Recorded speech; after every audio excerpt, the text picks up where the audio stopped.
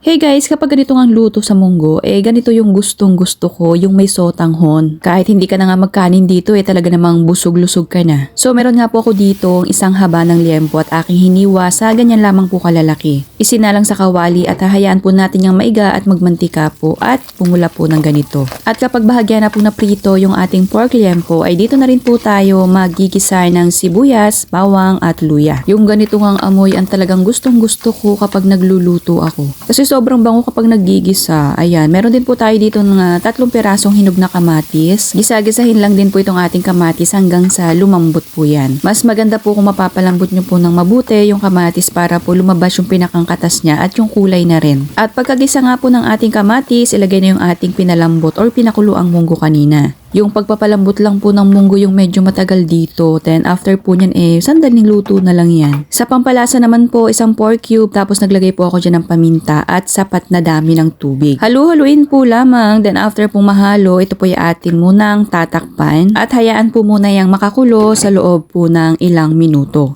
At kapag ganito nga pong nagkukuluan na, ayan, titikman po natin yan para malaman natin kung sapat na po ba yung mga pampalasa na inilagay natin kanina.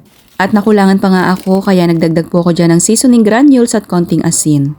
Mix po para magpantay po yung ating mga pampalasa dito. At ayun nga po naglalagay ako dito ng sotanghon. Yun nga lamang nakalimutan ko palang i-record kaya ang ending ayan nakalagay na po dyan. Yung inilagay ko nga pong sotanghon dyan ay ibinabad ko na sa tubig para hindi na po masyadong masipsip yung ating pinakang sabaw. At nung malapit na nga pong hanguin, ayan, naglagay po ako dito ng dahon ng sili. Kung walang dahon ng sili, pwede rin pong dahon ng malunggay. At ayan, pwede nyo na pong patayin yung pinakang apoy nyo dito. Yung ganitong ulam ang talagang isa sa paborito ko talaga. Kaya naman kung wala pa po kayo naiisip na ulam, ayan, magmunggo po muna kayo na may kasamang sotanghon. Talaga naman po napakasarap. At kung nagustuhan nyo po yung ating recipe ngayong araw, pakipusuan nyo na to at syempre, pakifollow nyo na rin yung ating munting kusina. Thanks for watching. Serve and enjoy!